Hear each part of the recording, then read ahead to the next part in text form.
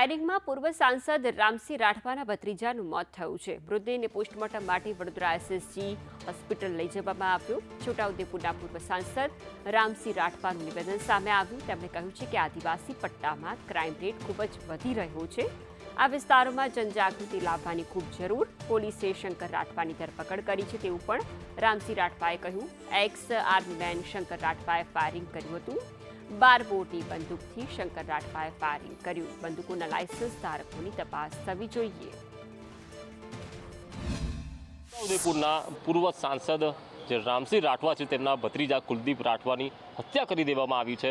ચૂંટણી એટલે કે જે રાજકારણને લઈને આ હત્યા હોવાની વાત છે। એમાં એ લોકપ્રિય હતા અને લોકોનું કામ કરવાવાળો હતો। દરેક જગ્યાએ આવતા જતા કામ અને કોઈ બીમાર હોય એને ઠેઠ દવા સુધી લાવવાનું કામ, લઈ જવાનું કામ, કોઈકને દવા અપાવવાનું કામ, એ ચાહે બોડેલી હોય કે એસએચજી હોય કે પારુલ દવાખાનું હોય કે કોઈ પણ જગ્યાએ એ લઈને આવતો। એટલે એ કોઈને એમ લાગે કે આ વધારે પડતું કામ કરે છે અને ચૂંટણી આવશે ત્યારે હવે અમારો નંબર નહીં લાગે, તો એના માટે એક ધાક બેસાડવા માટે આવું કૃત્ય કર્યું હોય। કોણ છે? પૂર્વ આર્મી મેન તો છે, પણ શું નામ છે અત્યારે? શંકર રાઠવા કરીને છે, એ ગામનો છે, પકડાઈ ગયો છે।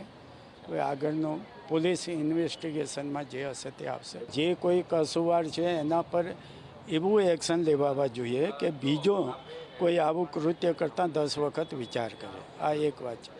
બીજું, જનજાગૃતિની પણ જરૂર છે અને આવા જે લાયસન્સ ધારી કોઈ હોય અને જેમની માનસિકતા આવી હોય તેમના લાયસન્સો પણ રદ કરવા જોઈએ અને આવાને કાયમના માટે જ જેલમાં જ રાખવા જોઈએ, જેથી કરીને આવી વિકૃતિ માનસિકતાવાળાને સમાજમાં ન રખાય।